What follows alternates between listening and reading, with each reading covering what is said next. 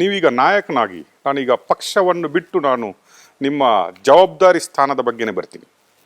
ಪಕ್ಷದ ಬಗ್ಗೆ ಅಧ್ಯಕ್ಷತ್ರ ಕೇಳುವ. ನಿಮಗೀಗ ನಿಮ್ಮ ಟಾರ್ಗೆಟ್ ಗೌರ್ಮೆಂಟ್ ಆಗಿರುತ್ತೆ. ಯಾವಾಗಲೂ ಇಟ್ಸ್ ವೆರಿ ನಿಯರ್. ಇನ್ನು MP ಎಲೆಕ್ಷನ್ ಇನ್ನೊಂದು 3-4 ತಿಂಗಳಲ್ಲಿರುವಾಗ ನೀವೀಗ ವಿರೋಧ ಪಕ್ಷದ ನಾಯಕನಾಗಿದ್ರಿ. ನಿಮ್ಮ ಮೊದಲ ಕೆಲಸ ಇರುತ್ತೆ ಈ ಗವರ್ಮೆಂಟಿನ ವೀಕ್ನೆಸ್ಗಳನ್ನು ಅಥವಾ ಈ ಗವರ್ಮೆಂಟಿನ ಯಾವ ಕೆಲಸಗಳಾಗಿಲ್ಲ, ಅವರ ಪಾಲಿಸಿಗಳು ಯಾವುದು ರಾಂಗ್ ಇದೆ ಅದಗಳನ್ನು ಜನಗಳಿಗೆ ಮುಟ್ಟಿಸುವಂಥ ಕೆಲಸ ನಿಮ್ಮಿಂದ ಆಗಬೇಕು. ಆ ನಿಟ್ಟಿನಲ್ಲಿ ವೆರಿ ಶಾರ್ಟ್ ಟರ್ಮ್ ಪೀರಿಯಡಲ್ಲಿ ಅದನ್ನು ಜನಗಳಿಗೆ ಮುಟ್ಟಿಸಲಿಕ್ಕೆ ಯಾವ ರೀತಿಯ ಕಾರ್ಯತಂತ್ರ ಮಾಡಿದಿರಿ? ಕಾಂಗ್ರೆಸ್ ಸರ್ಕಾರ ಬಂದ ಮೇಲೆ normally one year honeymoon period ಇರ್ತದೆ. ಆಗ ಏನು ಗೊಂದಲ ಇರಲ್ಲ, ಸ್ಕ್ಯಾಂಡಲ್ಸ್ ಇರಲ್ಲ, ಸರ್ಕಾರ ಎಲ್ಲ ಜನಗಳ ಪರವಾಗೇ ಮಾಡ್ತಾ ಇರುತ್ತೆ ಅನ್ನೋದು ಒಂದು ಭಾವನೆ. ಇನ್ನೇ ನಾವು ನೋಡಿದೆ ಈ ಸರ್ಕಾರ ಬಂದ ದಿನನೇ ಟ್ರಾನ್ಸ್ಫರ್ ದಂಧೆ, ಲೂಟಿ ಹೊಡೆಯೋದು, ಹಿಂದೆ ಎಲ್ಲ ಹೇಳಿದು ಚೆನ್ಕೆಯಲ್ಲಿ ಬಾಂಡ್ಲಿಯಲ್ಲಿ ತಗೊಂಡೋಗ್ತಾ ಇದ್ರು. ಇವ್ರಂಗಲ್ಲ, JCBನೂ ಅಲ್ಲ, ಇಟ್ಯಾಚ್ ತಗೊಂಡೋಗಿ ತೆಗಿತಾ ಇದ್ದಾರೆ. ಏನು ಹಣ ಲೂಟಿ ಮಾಡ್ತಾ ಇದ್ದಾರೆ. ಇವತ್ತು ರೈತ ಬರಗಾಲದಲ್ಲಿದ್ದಾನೆ. 4 ತಿಂಗಳಾಯ್ತು ಬರಗಾಲ ಬಂದು, ಇದುವರೆಗೂ ಒಂದು ನಯಾ ಪೈಸೆ ಬಿಡುಗಡೆ ಮಾಡೋಕ್ಕಾಗಿಲ್ಲ ಇವ್ರ ಕೈಲಿ.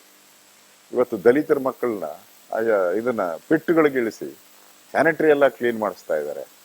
ಬೆಳಗಾವಿಯಲ್ಲಿ ಒಬ್ಬ ಮಹಿಳೆ, ST ಮಹಿಳೆ ಬೆತ್ತಲೆ ಮಾಡಿ ಅವ್ರು ರೋಡಲ್ಲಿ ತಂದು ನಿಲ್ಲಿಸಿದ್ರು. ಮತ್ತೆ ಅಭಿವೃದ್ಧಿ ಕಾರ್ಯ ಇಡೀ 7 ತಿಂಗಳಲ್ಲಿ ಇಡೀ ಕರ್ನಾಟಕದಲ್ಲಿ ಯಾವುದಾದ್ರೂ ಒಂದು ಮೂಲೆಯಲ್ಲಿ ಒಂದು ಅಭಿವೃದ್ಧಿ ಕಲ್ಲನ್ನ ಇವ್ರು ಹಾಕಿದಾರ? ಒಂದೇ ಒಂದು ಅಭಿವೃದ್ಧಿ ದುಡ್ಡಿಲ್ಲ ಇವ್ರ ಹತ್ರ. ಜನರ ತಲೆ ಮೇಲೆ ಕಲ್ಲು ಹಾಕಿದ್ದಾರೆ, ಜನರಿಗೆ ಮೋಸ ಮಾಡಿದ್ದಾರೆ, ಜನರಿಗೆ ಟೋಪಿ ಹಾಕ್ತಾ ಇದ್ದಾರೆ. ಒಂದೇ ಒಂದು ಅಭಿವೃದ್ಧಿ ಕಾರ್ಯ ಮಾಡಲಿಲ್ಲ. ದುಡ್ಡಿಲ್ಲ ಇವ್ರ ಹತ್ರ. ಫ್ರೀ ಅಂತ ಹೇಳ್ತಾರೆ, ಆ ಫ್ರೀನೂ ಕಂಪ್ಲೀಟ್ ಮಾಡಲಿಲ್ಲ. ಇಲ್ಲಿ ಫ್ರೀನೂ ಕಂಪ್ಲೀಟ್ ಮಾಡಲಿಲ್ಲ, ಇಲ್ಲಿ ಅಭಿವೃದ್ಧಿ ಕಾರ್ಯನೂ ಮಾಡಿಲ್ಲ. ಒಂದು ಶಾಲೆ ಕಟ್ಟಿಲ್ಲ, ಒಂದು ಡ್ಯಾಮ್ ಕಟ್ಟಿಲ್ಲ, ಒಂದು ಆಸ್ಪತ್ರೆ ಕಟ್ಟಿಲ್ಲ, ಒಂದು ರಸ್ತೆ ಮಾಡಿಲ್ಲ. ಇಷ್ಟು ವಿಚಾರಗಳು ಬಹಳ ಬಂದಂತ 7 ತಿಂಗಳಲ್ಲೇ ನೂರಾರು ಸ್ಕ್ಯಾಂಡಲ್ಗಳು, ಟ್ರಾನ್ಸ್ಫರ್ ದಂಧೆ, ಇವೆಲ್ಲವನ್ನ ನೋಡ್ತಾ ಇದ್ರೆ ಈ ಸರ್ಕಾರ ಈ ಪಾರ್ಲಿಮೆಂಟ್ ಚುನಾವಣೆಯಲ್ಲಿ ಕಳೆದ ಬಾರಿ ಒಂದೇ ಒಂದು ಗೆದ್ದಿತ್ತು, ದೃಷ್ಟಿ ಬಟ್ಟು ತರ ಒಂದೇ ಒಂದು ಗೆದ್ದಿತ್ತು. ಈ ಸರಿ ಅದು ಗೆಲ್ಲಲ್ಲ ಆ ಸ್ಥಿತಿ.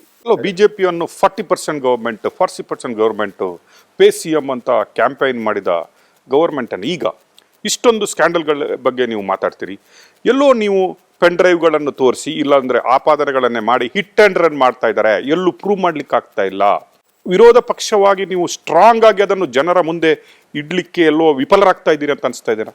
ಇಲ್ಲ, 40% ಹೇಳಿ ಅವರು 14 ತಿಂಗಳಾಗೋಯ್ತು ನಮ್ಮ ಮೇಲೆ ಆಪಾದನೆ ಮಾಡಿ. ಈಗ ಅದೇ ಕೆಂಪಣ್ಣನವರು ಅದೇ ಕೆಂಪಣ್ಣನವರು ಈಗ ಬಂದು ಹೇಳ್ತಾರೆ ನಾವು ಬಾಣಲೆಯಿಂದ ಬೆಂಕಿಗೆ ಬಿದ್ದಿದ್ದೀವಿ ಅಂತ ಹೇಳ್ತಾರೆ. ಬಟ್ ಒಪೋಸಿಷನ್ ಆಗಿ ನೀವು ಅದನ್ನು ಕಾಂಗ್ರೆಸ್ ಅವರು ತೆಗೆದುಕೊಂಡ ರೀತಿಯಲ್ಲಿ ತೆಗೆದುಕೊಂಡು ಹೋಗ್ತಾ ಇಲ್ವಾ ಅನ್ನೋ ಒಂದು ಭಾವನೆ. ಇಲ್ಲ, ಕೆಂಪಣ್ಣ ಕಾಂಗ್ರೆಸ್ ಪರವಾಗಿ ಅವತ್ತು ಬ್ಯಾಟಿಂಗ್ ಮಾಡಿದ್ರು.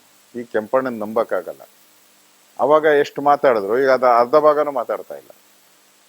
ಒತ್ತಡಕ್ಕೆ ಒಂದು ಮಾತಾಡ್ತಾರೆ, ತಿರ್ಗಿಲ್ಲ ಇಲ್ಲ ಕಾಂಗ್ರೆಸ್ ಅಲ್ಲಿ ನಾನು ಮಾತಾಡಿದ್ದೀನಿ, CM ಒಪ್ಕೊಂಡಿದ್ದಾರೆ, DK ಶಿವಕುಮಾರ್ ಒಪ್ಕೊಂಡಿದ್ದಾರೆ ಅಂತ.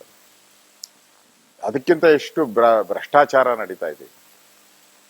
ಲೈಸೆನ್ಸ್ ತಗೊಬೇಕಾದ್ರೆ ದುಡ್ಡು, ಪ್ಲಾನ್ಸ್ ತಗೊಬೇಕಾದ್ರೆ ದುಡ್ಡು. ಅವಾಗ ಕೆಂಪಣ್ಣ ಯಾಕೆ ಹೇಳ್ಬೇಕಲ್ಲ, ಕೆಂಪಣ್ಣ ಇಷ್ಟು ಲೈಸೆನ್ಸ್ಗೆ ಇಷ್ಟು ತಗೊಳ್ತಾ ಇದ್ದಾರೆ, ಪ್ಲಾನ್ ಸ್ಯಾಂಕ್ಷನ್ಗೆ ಇಷ್ಟು ತಗೊಂತಾ ಇದ್ದಾರೆ, ಕಮಿಷನ್ ಇಷ್ಟು ತಗೊಂತಾರೆ, ಯಾಕೆ ಹೇಳ್ತಾ ಇಲ್ಲ? ನಮ್ಮ ಮೇಲೆ ಇದು 14 ತಿಂಗಳಾಯ್ತಲ್ಲ ಆಪಾದನೆ ಮಾಡಿ, ಯಾವ್ದಾನ ಒಂದು ಪ್ರೂವ್ ಮಾಡಿದ್ದೀರಾ?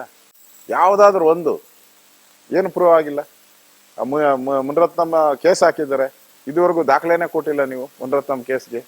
ಅಂದ್ರೆ ಅವತ್ತಿನ ಚುನಾವಣೆ ಬಂದಿದೆ, ಚುನಾವಣೆಗೋಸ್ಕರ BJP ಮೇಲೆ ಏನೋ ಆಪಾದನೆ ಮಾಡಬೇಕು ಅಂತ ಆಪಾದನೆ ಮಾಡಿದ್ರಷ್ಟೇ. ಇದು ಜನಗಳಿಗೆ ಗೊತ್ತಾಗಿದೆ. ಹೇಳಿದ್ರಲ್ಲಪ್ಪ 40%, ಇವಾಗ ಒಂದ್ಸರಿ ಸುದ್ದಿ ಎತ್ತಾ ಇಲ್ಲಲ್ಲ ಕಾಂಗ್ರೆಸ್ ಅವರು. 40% ಇಲ್ಲ, ಏನೂ ಇಲ್ಲ. ಯಾಕಂದ್ರೆ ಇವರೇ 80% ಲೂಟಿ ಹೊಡಿತಾ ಇದ್ದಾರಲ್ಲ.